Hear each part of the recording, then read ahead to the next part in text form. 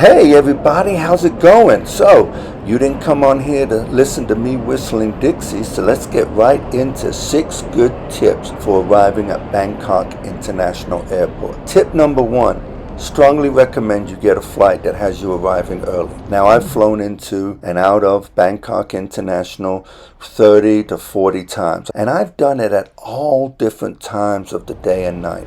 And I will tell you, consistently, every time I arrive at about 6 a.m. The airport is not crowded. You fly through customs, you fly through baggage claim, and you are on your way to either taking a domestic flight, a follow-on flight, or getting onto a taxi and heading into town.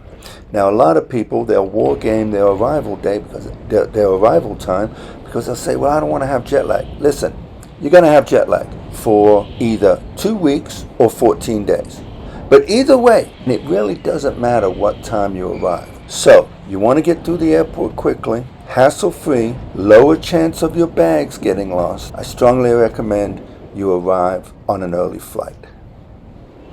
Now, this is a good one. When you're going through customs, they will automatically stamp your passport with a 30-day visa. That's what's called a visa on arrival. It used to be, if you asked them specifically, they would begrudgingly give you a 45-day on arrival visa. Now, when I went through customs and passport control, I asked them for a 45-day visa, and he said, no, we give 60-day visas now. But you must ask for it. So here's another little secret that you may want to know about coming into the Suvarnabhumi airport. There is a Thai duty-free in baggage claim, and you can buy alcohol and chocolates and stuff like that here. And since I'm getting on another plane, I can take that with me. This is the best duty-free in all of the countries. When you go to other countries, by the time you come to baggage claim, you cannot get duty-free.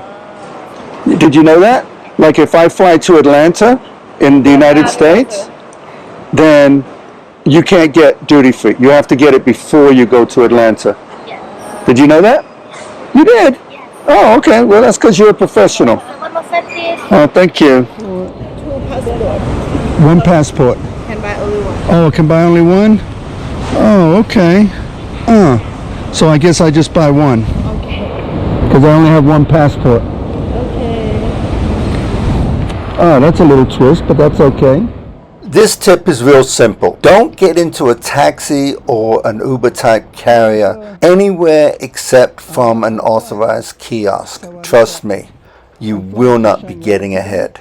And I'll just leave that right there. Number 5, when you left your home country, chances are you packed pretty well. If you have a follow-on flight, a domestic flight, or a follow-on flight to another country in a smaller airline or on a smaller plane, you may be worried about the baggage fees. What I would say to this is that the baggage fees that you'll have to pay for overpacking on these domestic flights in Thailand is somewhat minimal. For example, I was only authorized 1 bag at 30 kilograms, but I had 2 bags and they totaled 35 kilograms. If those 2 bags would have come under 30, they wouldn't have charged me for the extra bag. So for the extra 5 kilograms, I ended up paying an equivalent of $10 US. And finally, if you're like me, sometimes you'll land at an international airport.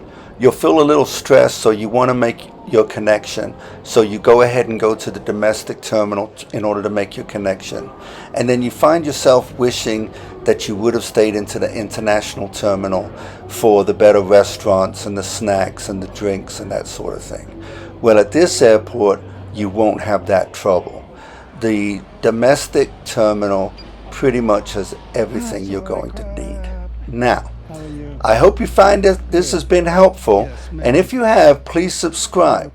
Any money we make on this channel goes to supporting some of the charitable endeavors that my wife and I have. Thanks a bunch, and enjoy your travels.